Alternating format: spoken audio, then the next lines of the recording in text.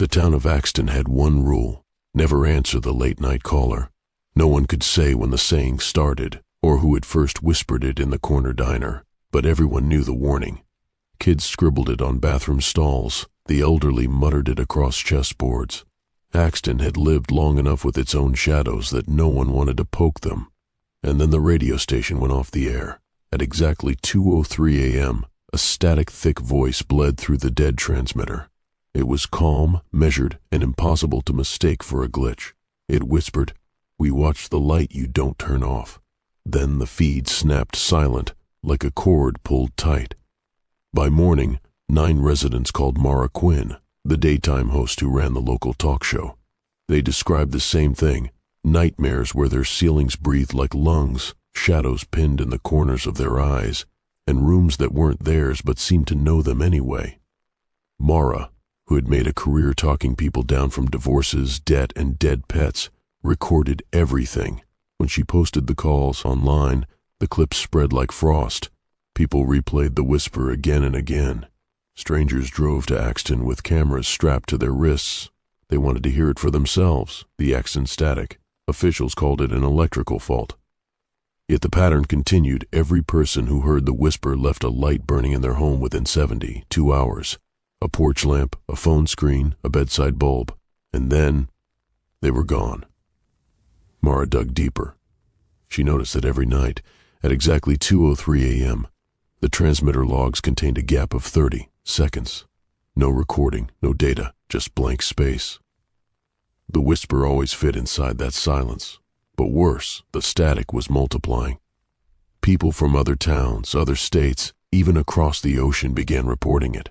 They swore they'd never been to Axton, but the voice still found them, in motel bathrooms, on car radios, hidden in the hiss of phone lines. Each described the same after-image, a small, perfect smudge of darkness that clung to photographs of themselves. It looked like dust on the lens, but when they touched it, the smudge felt like a bruise beneath the skin, a memory that didn't belong to them. Mara ran spectral analysis on the whispers. Buried under the static was a rhythm, prime numbers, palindromes, coordinates. It wasn't just noise. It was structured, deliberate, like something wasn't simply calling but teaching. She posted her findings with a single line: "This isn't a message, it's a recipe, a way to carve light into the bones of a house." One night, an anonymous envelope slid under Mara's studio door. Inside, an old county bulletin dated 1971. A single note in the margin read, "Midnight experiment, keep one light. Survivors only." Her blood ran cold. That night, her apartment light flickered at 2:03 a.m. She pressed record. The whisper arrived again, but this time another sound crept beneath it, a counting, rooms being tallied in breathless increments. She followed the numbers back and discovered they matched houses condemned after a plant fire 50 years earlier. Every family who survived had done one strange thing. They'd left a single light burning. Mara drove to one of the addresses. The house stood rotted, windows boarded, except for a porch lamp that still glowed. When she lifted her camera, the smudge appeared instantly over the bulb. An old woman peeked from behind lace curtains. Her eyes were clouded, but her voice was sharp. "You shouldn't take pictures of it," she warned. "Why not?" Mara asked. "Because it remembers faces." Mara decided to confront it. She set up 9 lamps in a circle in her living room and started a live stream at 2:03 a.m. Thousands tuned in. The whisper crawled out of the speakers. The bulbs began dimming, blinking in prime sequences, popping one by one until only a single lamp survived. The chat begged her to stop. Viewers claimed their own lights were flickering at home, their webcams catching shadows that shouldn't be there.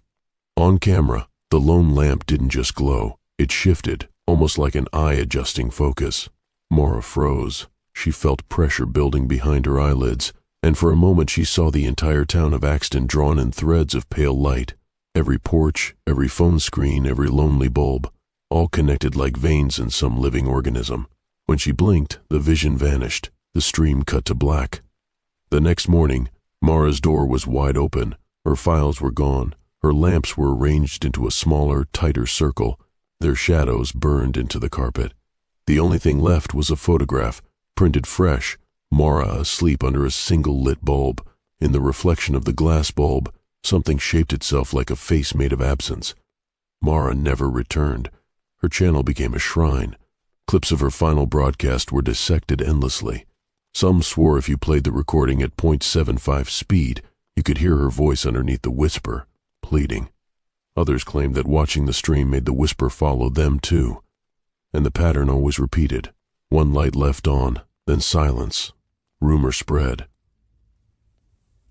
Some said the whisper was a government experiment gone wrong. Others believed it was older. A harvest, not of bodies but of attention. A parasite made of memory. The rule stayed simple and terrible. If you heard the whisper, you had to choose. Leave one light on, and the thing would take something from you. A voice, a memory, a loved one. Turn every light off and it would take you. A man in a motel room once dared to defy it. He turned off everything, even his phone. For 1 second the smudge blinked across his camera. By morning he was gone. Only the hallway TV kept playing. Years later, workers found the original transmitter buried under a collapsed foundation. They switched it on.